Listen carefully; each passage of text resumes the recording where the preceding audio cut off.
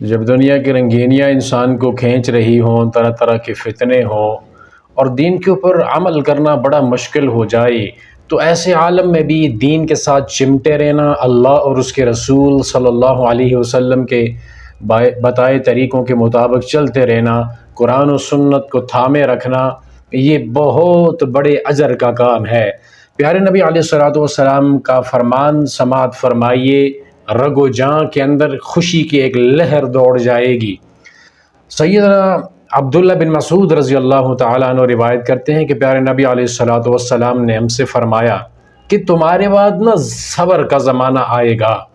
اس کے اندر میری سنت کے ساتھ چمٹے رہنے والا آدمی، اس کو 50 شہیدوں کے برابر اجر ملے گا۔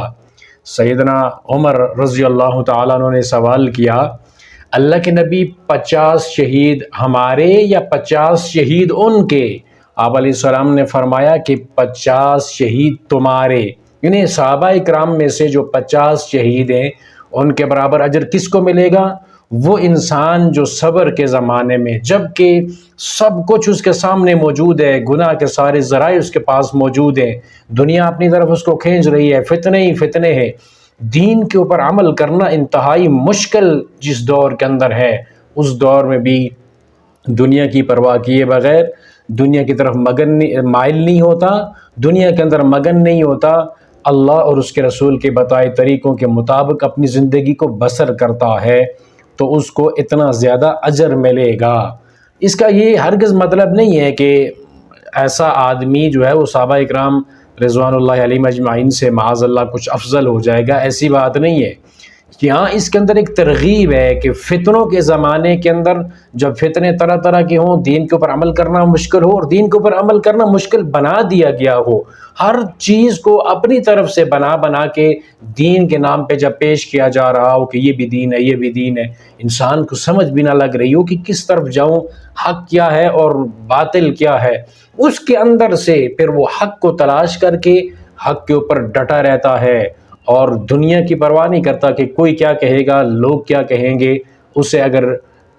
دنیا کے اندر سنت کے اوپر عمل کرتے ہوئے جان بھی گنوانی پڑ جائے تو گوا دیتا ہے، لیکن طریقہ نبی کا نہیں چھوڑتا، اللہ اور اس کے رسول کے بتائے طریقوں کے مطابق زندگی بسر کرتا ہے تو اس کو اتنا بڑا اجر ملتا ہے۔ کلمہ ہم سب نے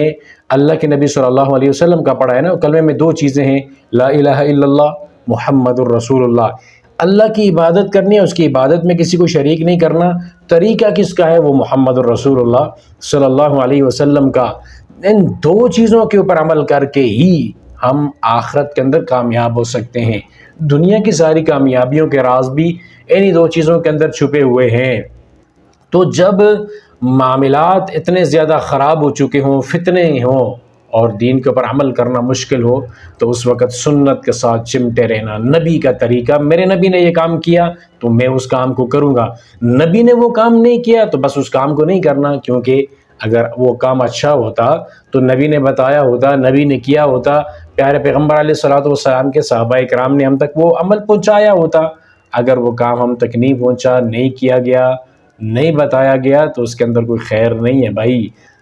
خیر کے جتنے بھی کام تھے وہ اللہ نے اپنے قرآن کے اندر اور اللہ کے نبی نے اپنی سنت کے ذریعے، اپنی حدیث کے ذریعے ہمیں سب کچھ بتا دیا ہے، کچھ بھی دین کی بات چھپی ہوئی ہم سے نہیں ہے، صرف عمل کرنے کی ضرورت ہے، اس کے ساتھ چمٹے رہنے کی، کہ اسی کے اندر نجات ہے، کیونکہ جس کا کلمہ پڑا ہے، طریقہ، سنت، راستہ، منہج اسی کا ہوگا، تبھی جا کے کامیابی ملے گی۔